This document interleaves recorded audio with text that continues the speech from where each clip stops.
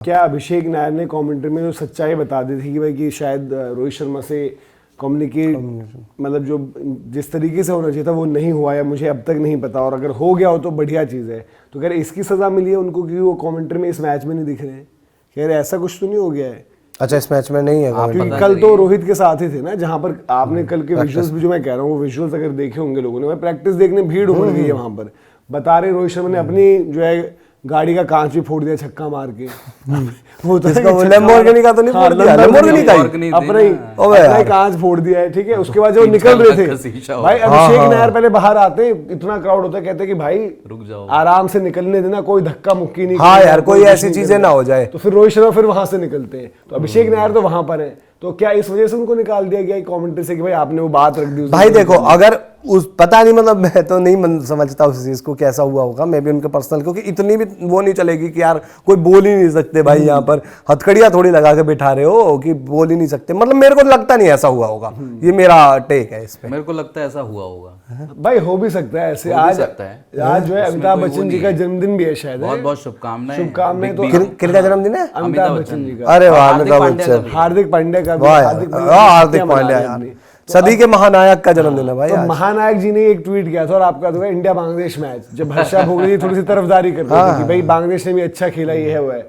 तो अमिताभ बच्चन जी की शिकायत थी, एमएस धोनी भी नाखुश हुए, तो हर्षा भोगले को भी नाप दिया गया था, संजय मांजरेकर को नाप दिया गया है, बहुत हुआ है, इरफान पठान को भी। पर वो जो है आपके क्या नाम है भाई, अभिषेक नायर कोई ऐसी बात थोड़ी बोल गए, इतनी थोड़ी दानाशाही चलती है आज के टाइम में कि आपने अभी बोला और अगले मैच में निकाल दिया। अभिषेक नायर का स्टेटमेंट क्या था? अभिषेक नायर का स्टेटमेंट ये था कि भाई देखो, अगर उनसे बात हुई है तो वेल एंड गुड है, बट अगर ऐसा नहीं हुआ है तो भाई मेरे को उस बारे में कुछ नहीं पता है। हाँ, वो बोला है उन्होंने। तो ये तो एक तरीके से आप बीसीसीआई के अगेंस्ट या फिर मैनेजमेंट के अगेंस्ट जाके एक तरीके से बयान ये दिखाने की तो ये कोशिश कर रहे हो ना कि यार मैं रोहित शर्मा का बहुत अच्छा दोस्त हूँ। ठीक है, आप इसको पॉजिटिव वे में लेना कि भाई रोहित शर्मा और मेरी बहुत ज़्यादा अच्छी बॉन्डिंग है। अगर मेरे को ऐसा नहीं पता है तो कितनी बड़ी बात है यार कि इतना बड़ा क्रिकेटिंग डिसीजन हुआ रोहित शर्मा के साथ इंडियन क्रिकेट में, और वो अभिषेक नायर को नहीं पता। ऐसे कैसे हो सकता है? यानी कि ये बात सही नहीं पता, अभिषेक को तो बात की बात है। यानी कि ये बात सही है ना कि रोहित के साथ कम्युनिकेशन हुआ ही नहीं,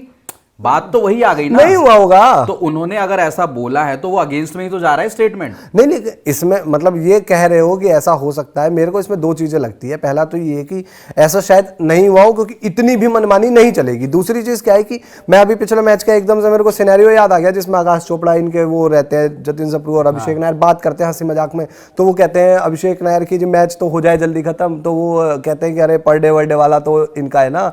तो मेरे को ये लगता है कि ये फ्रीलांसर टाइप में है, मतलब इनका कोई एनुअली कॉन्ट्रैक्ट नहीं है ब्रॉडकास्टिंग के साथ। तो मे भी एक मैच का कॉन्ट्रैक्ट होगा, वो कर लिया होगा, अगले मैच के लिए शायद अवेलेबल ना हो। मेरे को ये लगता है कि अब जब से अभिषेक नायर यहाँ पर जुड़े हुए थे, इवन मतलब जब ब्रॉडकास्ट चेंज हुआ, जियो हॉटस्टार कंबाइंड हुआ, तो पहले जो स्पोर्ट्स 18 पर जितने भी होते थे उसमें तो अभिषेक नायर रहते ही थे। मतलब जब स्पोर्ट्स 18 अलग था, अब जब मर्ज हुआ है तो तब देन आई थिंक वो कंटिन्यू करते हैं। बट देखो, रीजन कुछ भी हो सकता है, कोई भी हो सकता है, बट इसको भी आप रूल आउट नहीं कर सकते क्योंकि यार हुई हैं चीजें। देखो इरफान पठान को जब जिस वक्त पर सही वक्त पर पहले कई लोगों के साथ हुई, ये तो है। इरफान पठान को उस वक्त पर नापते थे, हार्दिक पांड्या का ओवर हो रहा था तब वो कंटिन्यू। पर यार अब जो अगर सच में अभिषेक नायर के साथ ये चीज हुई है भाई, ये कोई वो तानाशाही थोड़ी है, बहुत नॉर्मल हो गया। आज छोटी सी बात बोली लग गई तो मैं हैरान नहीं हूँ। मैं अगर ये चीज होगी तो मैं हैरान नहीं होऊंगा कि भाई हो चुका है पास्ट में ना, मतलब रूटीन बन गया। देखो फिर तो यार कल को कोई कुछ बोल ही नहीं सकता। कमेंट्री और एक होती है कमेंट्री, तो रोबोट बिठा दो,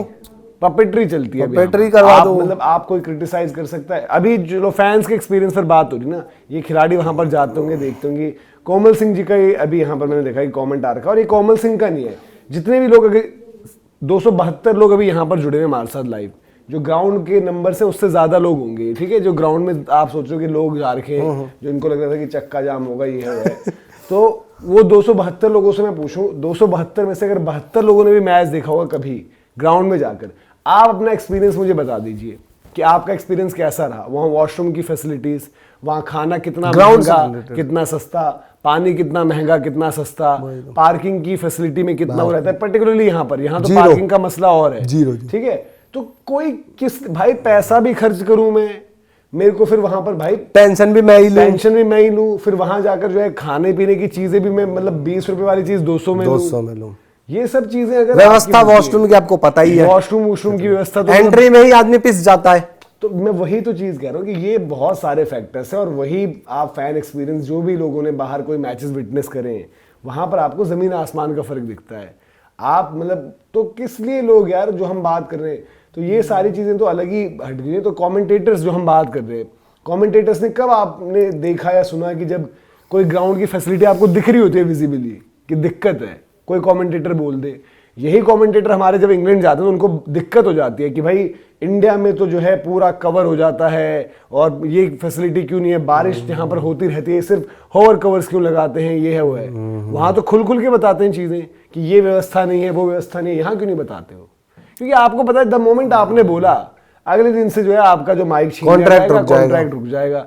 प्लेयर्स के लिए बोलोगे आप, ये भी थोड़ी सी गलत चीज है कि प्लेयर्स ने भी मतलब एट टाइम्स वो कंप्लेंट कर दी है। वो उनका जो इरफान पठान वाला वो अलग है, बट कोई अगर गेम पर बात करता है, देखो इरफान पठान का जो हम कहते हैं कि हार्दिक पांड्या वाला बिल्कुल बेकार मैटर था, उनको तब नापना चाहिए था। बट जब इरफान पठान गेम की ही बात कर रहे थे, बीजीटी की जब बात रही, या फिर जब वो कहते कि डोमेस्टिक खेलो, ऐसा नहीं होता कि इंडियन क्रिकेट किसी की घर की हो गई कि जब मन कर रहा आओ जाओ, वो वाले पॉइंट्स तो सही थे, बट ज्यादा जो उनको नापा गया। पर यार एक बात बताओ, जो रोहित वाला जो इंटरव्यू उन्होंने लिया था सिडनी आखिरी में, टेस्ट में, उसके लिए भी उनको बहुत सुनाई गई। वही तो मेन मुद्दा बना ना बाद में। हालांकि बहुत ज्यादा देखो उसकी वजह से भी नपे गए वो। नहीं, मतलब जो सवाल उनसे रोहित शर्मा से पूछे गए, जो भी है, सवाल थे? अरे वही रिटायर, वो कि भाई बैठे, किसका डिसीजन क्या कुछ रहा, वो तो यार देखो, तो नहीं पूछने चाहिए थे वो सवाल। क्या था उसमें? अरे उन्होंने तो अपनी जगह सही काम वो किया तो ना। उसको, मुझे तो नहीं लगता कि उस इंटरव्यू को लेकर उतना इरफान पठान ने उस इंटरव्यू को बड़ा बाद में इसलिए बना दिया जब उन्होंने इंटरव्यू दिया बाद वाला, ये ललन टॉप वाला, कि मैंने तो कोई सवाल ऐसा नहीं, उस इंटरव्यू को तो लेकर किसी ने कुछ बात कही थी? किसी ने नहीं बोला कि आपने मक्खन लगा दिया। वो सही चीज लग रही थी उस टाइम पर भाई, नॉर्मल से क्वेश्चंस थे। और एक चीज ये बताओ ना, जब इतना ही ब्रॉडकास्टर या किसी को दिक्कत होती है तो जब वो बात करते हैं तब क्या उनको उस टाइम शो कोच नोटिस क्यों नहीं भेजा जाता? फॉर एग्जाम्पल भाई, एक मैनेजमेंट होता है, हमें ये समझना बंद करना होगा कि ये कोई दुकान है, ये एक मैनेजमेंट है। जब वो हार्दिक पांड्या के बारे में कुछ टारगेट कर रहे हैं आईपीएल के बीच में, तो उसी टाइम पर वो मैनेजमेंट उनको शो कॉज नोटिस भेजे। ये तो मतलब समझ में नहीं आता कि एक साल बाद आपने किसी कहीं और दूसरे सीरीज में कुछ और बोल दिया तो आपका सब माल मिलाकर हमने आपको निकाल दिया।